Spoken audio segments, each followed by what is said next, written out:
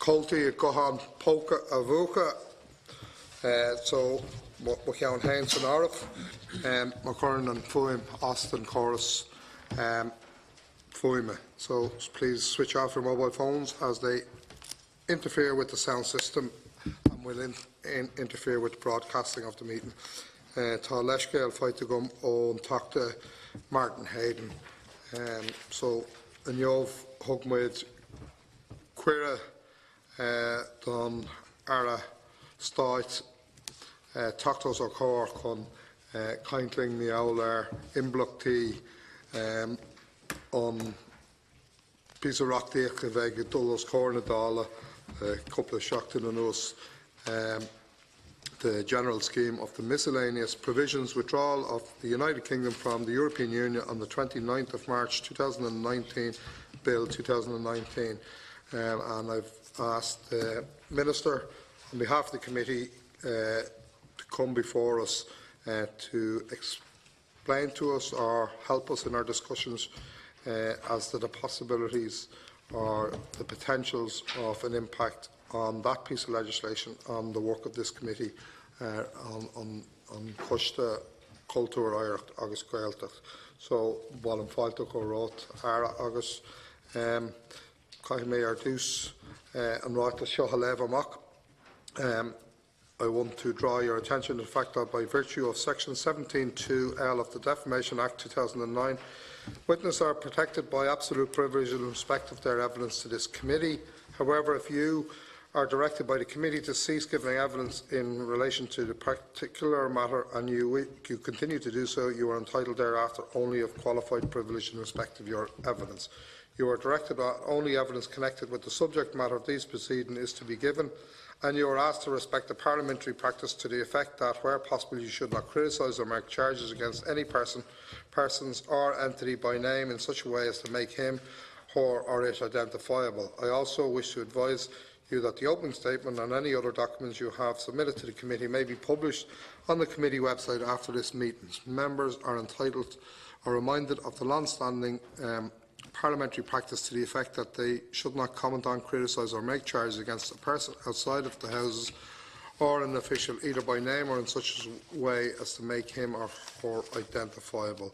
So Lashin right tugum cuireadit ara cur láthar dhéanamh agus son ligaméid na tachtaí is seanadóirí atá anseo ceisna chur ina dhéag.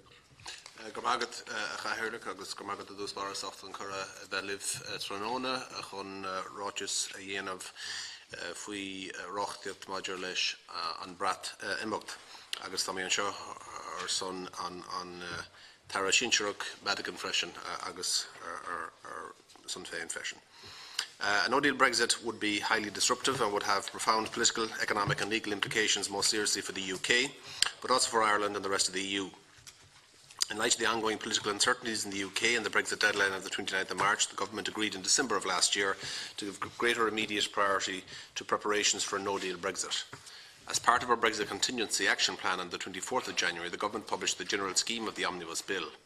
While the ratification of the withdrawal agreement is still the Government's preferred outcome, this publication is part of a series of measures that the Government is taking, both nationally and in conjunction with the EU, in preparation for the possibility that the UK fails to agree a deal for their departure from the European Union on the 29th of March. The Omnibus Bill covers the issues in primary legislation that need to be addressed immediately in the event of a no-deal Brexit. This bill focuses on protecting our citizens and supporting the economy, enterprise and jobs, particularly in key economic sectors. It also contains a standalone provision to facilitate the transition period as provided for in the withdrawal agreement. Given the emergency nature of this legislation, the Government took the decision that progressing this through the Houses as an omnibus bill is the most sensible way to ensure that we have the necessary legislation enacted by the 29th of March. A number of measures across the general scheme, in particular in the areas of healthcare, transport, education and energy, will support North-South cooperation arrangements. This cooperation brings tangible benefits to the daily lives of people in the border region and contributes to economic opportunity and development. It is also very practical outworking of the peace process, which allows for the normalisation of relationships between people across the island to mutual benefit. Since the collapse of the Northern Ireland Executive in January 2017, the North-South Ministerial Council has been unable to meet and bring the Government and Northern Ireland Executive together to oversee ongoing North-South work and further develop cooperation as provided for under the Good Friday Agreement. This is the most serious absence, and particularly so at a time when the Council should be continuing the work it commenced in 2016 to deal with the challenges of the UK's exit from the European Union. Nevertheless, there is a wide variety of activity that is, of course, ongoing under the formal institutional areas of cooperation by the North-South implementation bodies and in other areas. The Government has consistently affirmed our unwavering commitment to the Good Friday Agreement and determination as a co-guarantor to secure the effective operation of all its institutions, including the North-South Ministerial Council. As the members may be aware, the Department has not identified any legislative measures for inclusion in the bill itself. However, both the Department and those bodies under its aegis are subject to the challenges posed by Brexit and will, in the event of a no-deal scenario, benefit from the practical measures contained in the bill. In the meantime, the Department continues to participate in the Government's preparations for Brexit, which are being coordinated by the Department of Foreign Affairs and Trade. Contingency planning is underway in respect of all aspects of the Department's remit. The two North-South bodies, Waterways Ireland and Forest Changa, are of course particularly impacted by Brexit and are especially pleased. And I'm especially pleased to note the agreement with the UK in relation to the retention of the common travel area, which will benefit cross-border workers in both jurisdictions.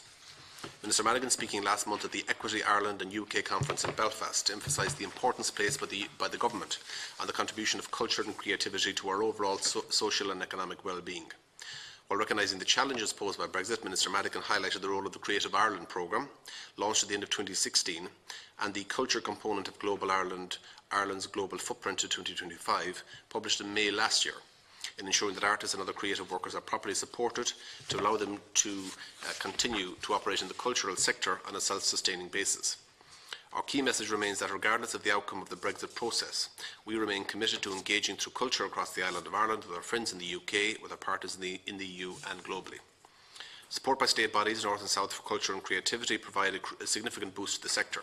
The Arts Council and Córa Alinea and the Arts Council of Northern Ireland support arts practitioners to engage in North-South touring and jointly fund the All-Ireland Arts Organisations and other arts organisations engaged in co-production, co-presentation and cooperation between the two jurisdictions. The Department also has an important role in relation to environmental regulation and the preservation of our built and natural heritage. Officials continue to engage with colleagues in other departments and at EU level to ensure that the necessary provisions are in place to address any issues arising from the emergence of regulatory divergence after Brexit. Údarás na Gaeltacht have also undertaken a number of initiatives and measures to safeguard their exposed client companies from a no-deal Brexit. These include the introduction of a Healy-Rae scheme, which is similar to the Be Prepared scheme being operated by Enterprise Ireland. In addition, Údarás client companies continue to be updated on the other state supports available by way of the Brexit loan scheme being prepared by the Strategic Banking Corporation of Ireland.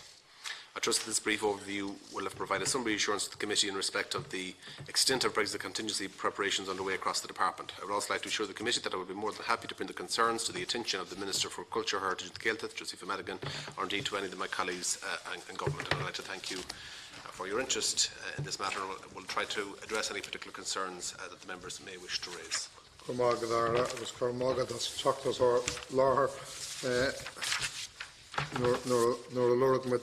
Who short notice. So, Mata Keshna again, quid the ball, and Shanador Finton Morfield, they're loose for it. Thanks, Minister. I note that there is legislative or contingency planning being done. I just have a couple of areas like artist mobility, the possible loss of British visitors and that impact on audience members or numbers,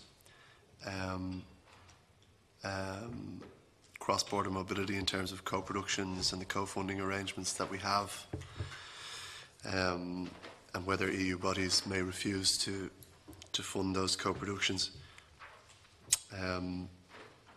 Just on the artist mobility first, I suppose artists and performers regularly travel to and work with British industry. They would be affected. Travel may also be more costly, along with changes in VAT. And then the impact of a weaker sterling on Irish artists performing and touring around Britain.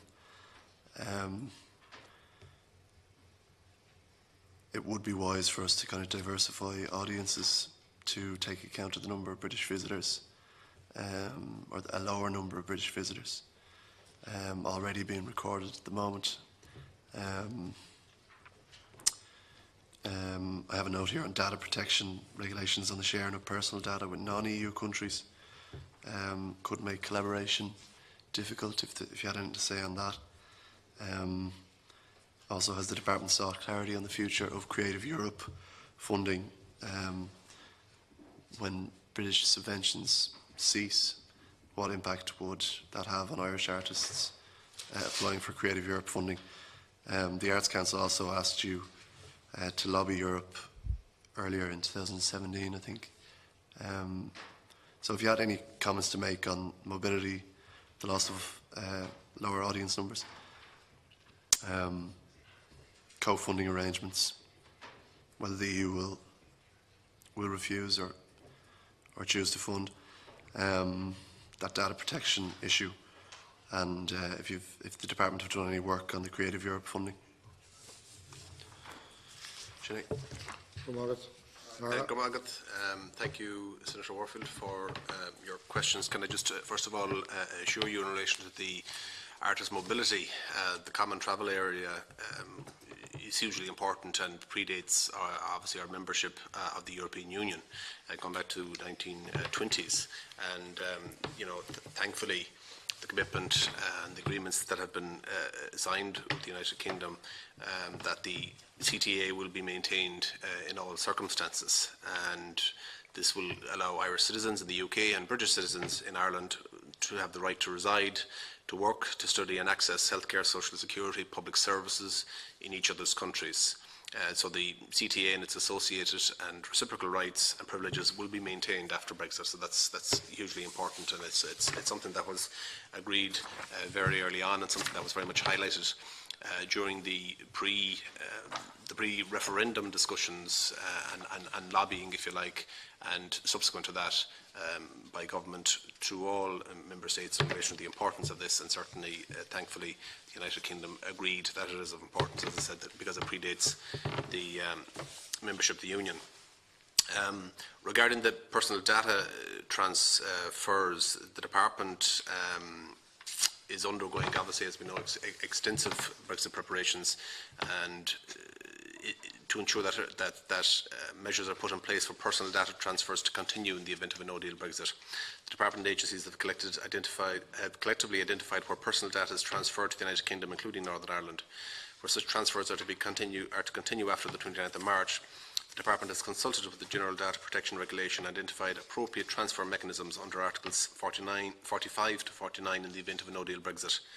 Although the European Union has given assurances that discussions concerning a UK adequacy decision, or Article 45 of GDPR, will commence quickly following Brexit, this may be a lengthy and complex process. As such, the Department and agencies will continue to transfer personal data to the UK, including Northern Ireland, under the transfer mechanisms outlined in Article 46 and Article 49 of the GDPR regulations.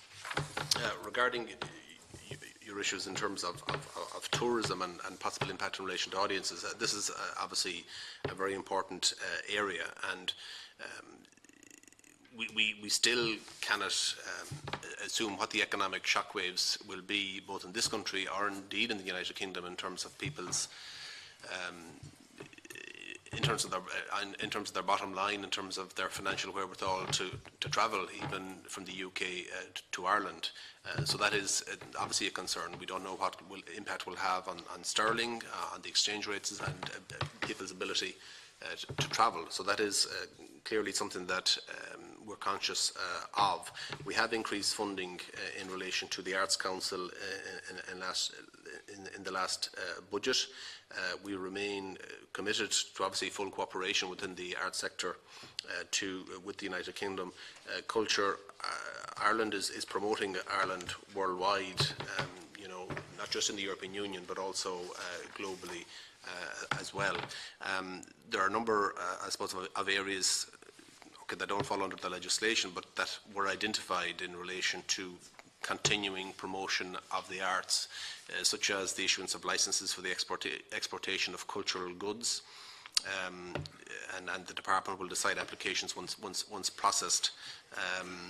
Inability to borrow items from the national cultural institutions of the UK was an issue that was raised early as well, and they've been engaged with in bilateral contact discussions with partners. You know, we've seen investment because of concerns in the film industry as well, arising from currency fluctuations, etc. We've seen increased investment under the NDP 2040 and the Audiovisual Action Plan as well, and continued support under Section 481 of the tax credit system. So a lot of these areas have been identified from an early stage, and there has been mitigation measures produced within the department. But as I said, none of them require legislative changes under the Brexit Omnibus Bill, but that's not in any way to lessen the importance of the issues and the fact that there has been preparation and you know, work done within the department and its agencies for a long period of time. Okay. Just on the Creative Europe issue, when subventions from Britain cease, is there any sense of what impact that might have on Irish artists applying the Arts Council? Asked the government and the department to lobby on this previously. Well, I mean, obviously the loss of UK funding will be serious across all the European Union in the event of a no deal. So clearly, it's at this stage we don't know the impact on what budget lines will be impacted upon. So it's obviously something that we're very conscious of. Hence the government's focus on trying to ensure that there is a deal, and that obviously the United Kingdom would be paying a certain amount of money as part of that deal. So its net impact, I think, remains to be seen, but we're certainly very conscious of it across all government departments. We don't perform very well on drawn down Creative Europe funding. There is opportunity there as well, as we're an English-speaking applicant, to increase the numbers of monies drawn down from Creative Europe. We'll leave it there. Yeah, I suppose that's outside of Brexit. That's an issue. I mean, if there are opportunities for department or agencies to draw down European funding, obviously they need to be explored. So I'm not personally aware what opportunities are not being availed of, but certainly I think that would be an issue that could be explored with the minister at another time. But certainly, I think generally we have a good reputation across government and successive governments in relation to drawing down funding. So if there are opportunities, I think that we'd be happy to explore those. Okay. Shallow Marie Lewis. Thank you, Gaeltacht. Is there a reason, Minister, welcome, you're very welcome and delighted to see you. Is there a reason that your colleagues, I can't see their names, or just, do they not want to be known, or because I might want to address them? The Minister who's addressing it, the officials who will help them it's nice to know their names, cover the whole brief of the department. Yeah. Apropos that, you might find, not you, Minister, but some people might find it sometimes tiresome to be here, because we might have very little to offer, you know, here. I'm getting that impression, that we might have very little to offer, or very little to influence, or very little to ignite, very little to acknowledge or enlarge. And maybe that we're not even worth listening to. I have a moment somewhere in the back of my head that I have that feeling, so I didn't get that feeling out of the ether. It's there, and it's very cloying. But I do want to say something that you might be able to pick up on.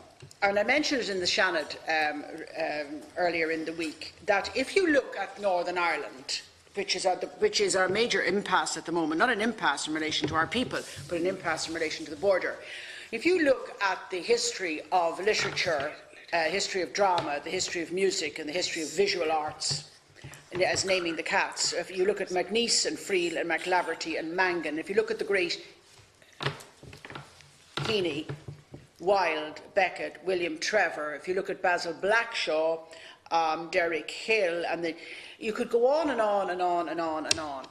And nobody is mentioning this at all. I understand that all of the arguments they're political, they're economic, they're border-like, but I am not hearing I am not hearing about that from any quarter. And I'm first of all wondering, has the Minister of Minister Josepha Madigan, has she spoken specifically anywhere about the power of the arts and culture across our two islands? Has she brought a voice to that?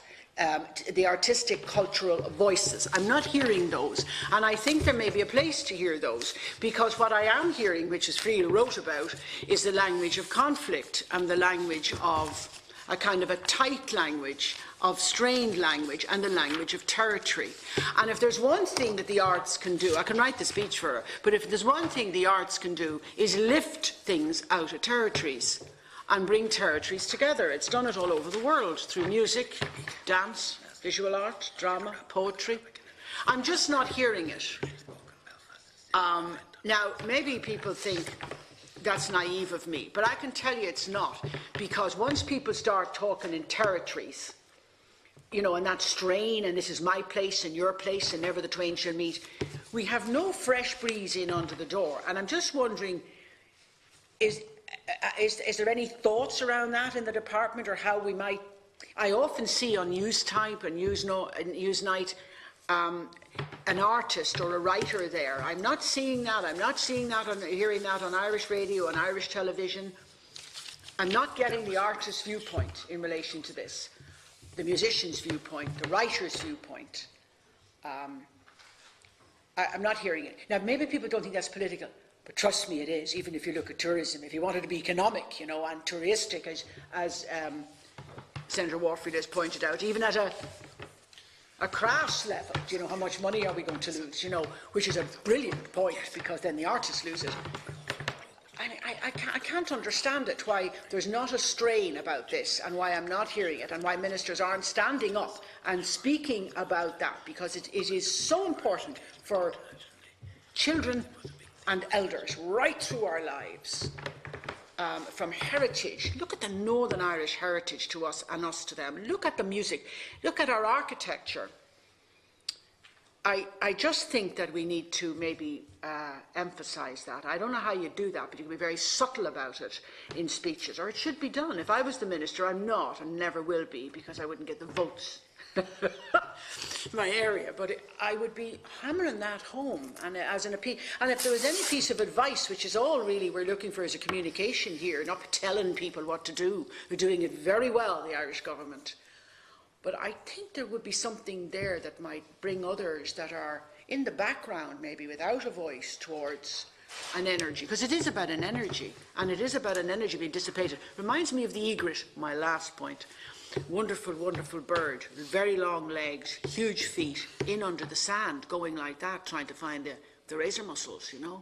And that's the way, and you must feel that yourself, that there is a moment where it's turning into territories. It's a way of bringing it back, and so maybe that could help. And I don't hear it. So I just like a comment, it's not an accusation, it's a suggestion, and that we have maybe something to offer. Okay, thanks. I suppose I should have done so from the outset to welcome Conor Falvey, Aidan McCormick and John Healy from the Department of Culture, Heritage and the Gaeltacht, and Elizabeth Keehan from Waterways Ireland, who join us here. I think it's organisation. I suppose there's a number of points. I think Minister Madigan, who is speaking at a biodiversity, conference today, so that's why unfortunately she cannot be here on this. This meeting was time sensitive, if you like, in terms of the second stage. She'll be here in the fortnight. Is it? Okay, yeah. Anyways. Yeah. So I'll pass on your comments to her. I think she does a number of different speaking engagements, and as I referred to in my opening remarks, she spoke at the Brexit event in Belfast recently in relation to the contribution of culture and creativity to our overall social and economic well-being. She spoke in London at the Barbican event recently as well, the Global 2025 conference in Dublin Castle.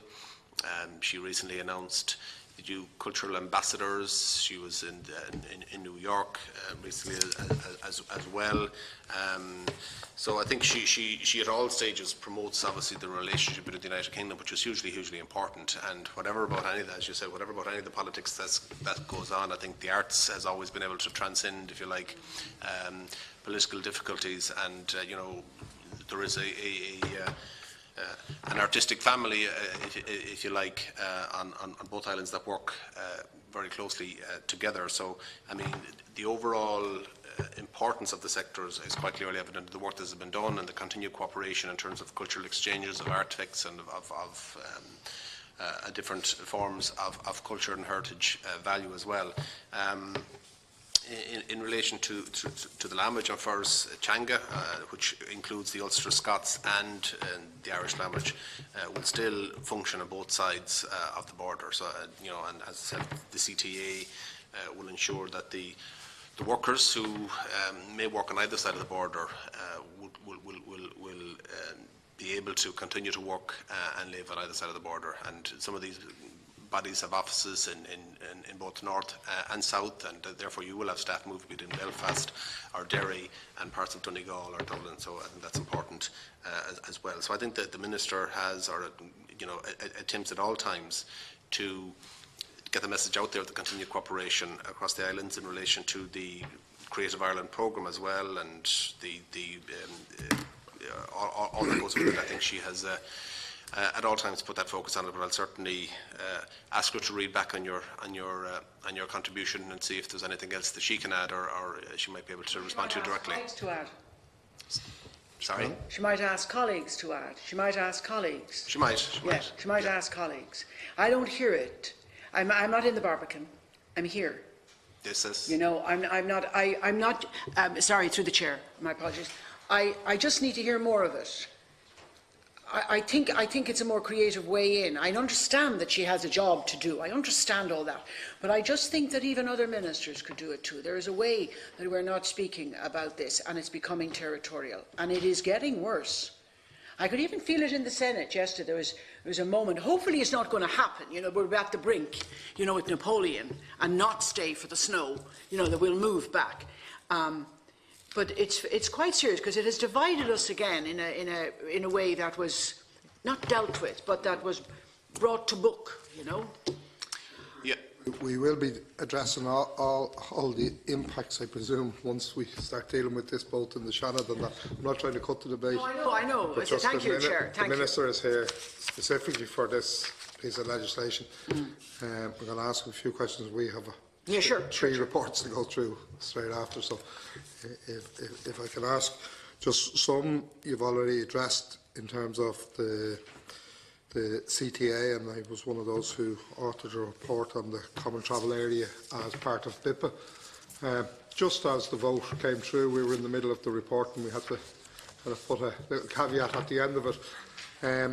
But it's to ensure that nothing in our legislation undermines any of the standing of the Common Travel Area, and that nothing that comes, whatever happens on the 29th, undermines that status, given the cross-border institutions in particular, but also all of the other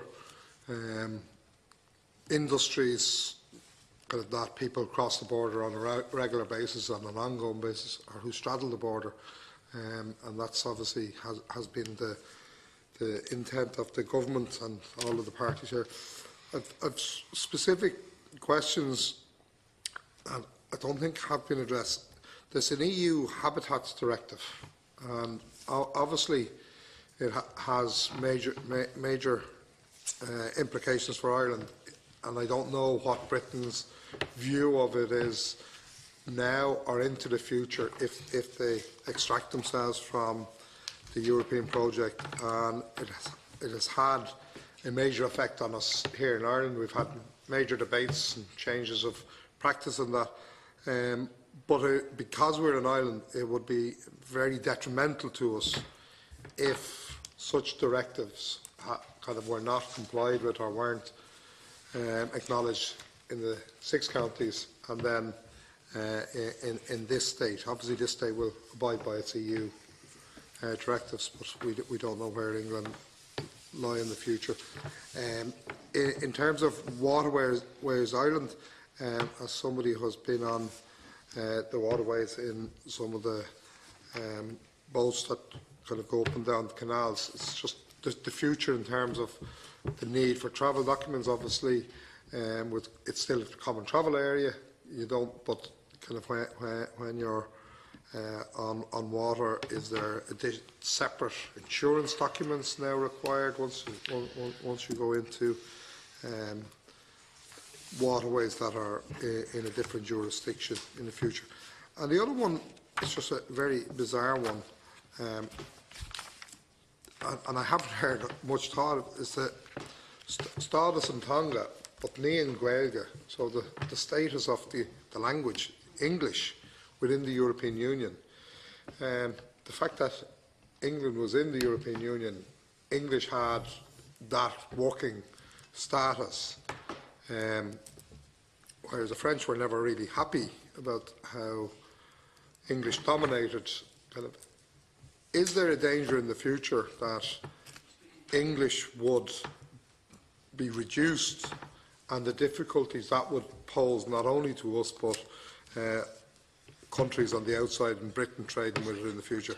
Has there been any discussions about the standing of the English language, albeit I want the Irish language to be higher, but it is one of those strange debates that came up a few months ago, and I haven't heard anything about it since.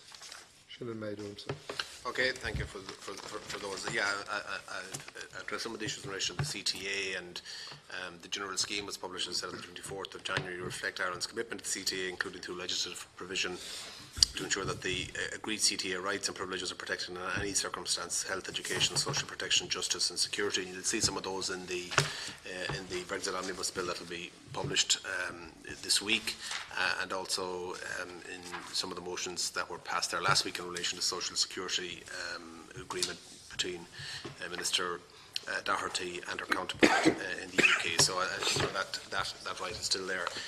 You make an interesting point in relation to English. English, as I understand, will still be a working language within the European Union, and in fact there are possibly advantages in terms of the English or Ireland as an English-speaking country as well.